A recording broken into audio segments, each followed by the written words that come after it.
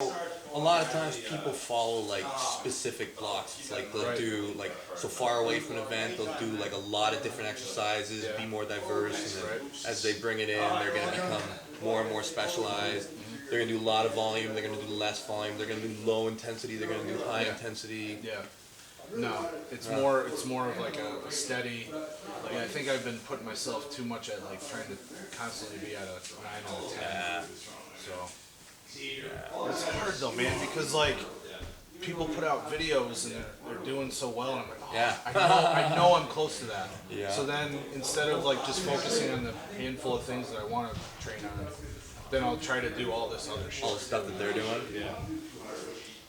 And it's just feats. Just trying to That's what it is. feed my ass off. Like it was like that anvil thing. I knew it was just a matter of figuring that anvil out, and I would be able to lift it. I honestly expected myself to lift it during the medley. Dude, I didn't think there was a chance. That's why. Do you follow like a set block structure before you peak? Like, do you? I do, but I think I try to.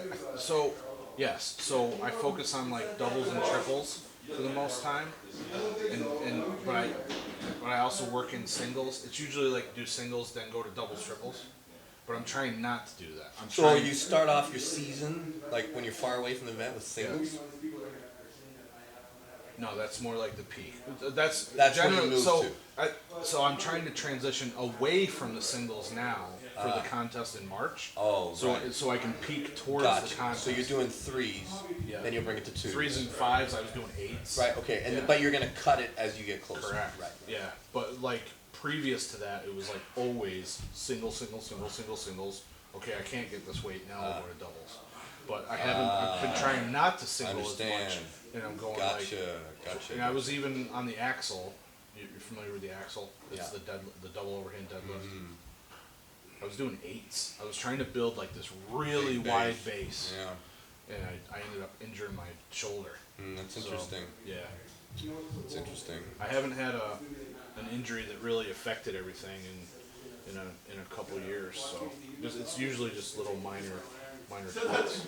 It's I try and do that exact same thing. It's gonna be unexpected. What I find the problem is that there's what I want to do, and then there's what my body's telling me I need. And those two things don't always line up. And I've kind of given up in trying to fight what my body's asking. Like I don't care if it's right before the event now. If I want to do bench press and fucking 30 reps, then that's what I do, you know? I try, like don't get me wrong, I follow that same thing, but it just doesn't seem to go that way. My body's asking me for all sorts of weird shit. Right. It's complicated, you know? It's more complicated than what the plan is. I feel like one of the most important things is just flexibility. You know, you have that, you know what your goal is, just define it, like, trying to find your way, right? Yeah. I'm lifting heavy right now. Oh, really? Actually, I'm lying. I've been lifting heavy for like the last year. And now I'm like getting back into like bodybuilding, like full range of motion type of stuff. Yeah. It seems like most people do much more higher reps per set than for the most part. Yeah. And if you're not healthy, you got to. Yeah. Because feed your tendons. Yeah. But if you're good, pedal down, right? Yeah, sure. Yeah. It's hilarious now, man. Like for like the last 20 some years, I have devalued grip in the priorities of arm wrestling. I've always been like, in arm wrestling, like I'm never squeezing you. But Well, you said that in that one Juji video too. Like your goal isn't necessarily trying to squeeze the guy's hand as hard as you can. Right. So the gripping implements don't necessarily work as well for you. Not necessarily. Yeah. But I tell you, the last couple of years, I've found an application. Okay. Yeah, and it's weird how like you arm wrestle for decades, and obviously we always have more to learn, right? I actually think that you look at all the movements that we can do, right?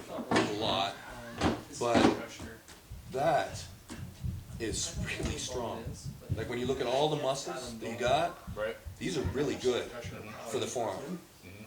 And the truth is you can use any muscle in the forearm to fight. You just have to figure out how to use it right. And this in a strap. Once you're strapped up and you can create a bind with the strap. Right. All you have to be is strong in one spot that you can isolate. Anyways, there is awesome applications for grip in arm. Yeah. I just don't think it's limited to the hand itself. Right. I think that it still has to be like with a lat drag or anything, like a row, like just any roots. But there's there's things you can't pick up, right? Yeah. Right. Same thing in arm wrestling. You get strapped to a guy, there's things that you're not going to be able to do. You're not going to be able to. I'd love to. You'd be such a good arm wrestler, seriously. Man, here's the deal, man. I have an extraordinarily obsessive personality. Huh. And if I'm afraid that if things went well for me, Well, that sure I they would. like forget the injury stuff because I don't want to get hurt either. Well, listen, we're all going to die.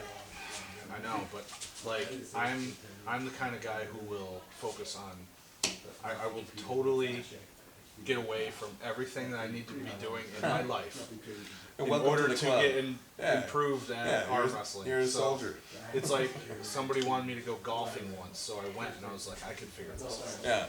You know, it was a terrible round of golf, but I was like, I could put the work in. I could put the work in to make it happen. Yeah. So, if I were to get on a table, or if I were to get into a tournament and do well, I think I would just turn into grip. But arm wrestling could actually be the biggest sport on the planet. The biggest.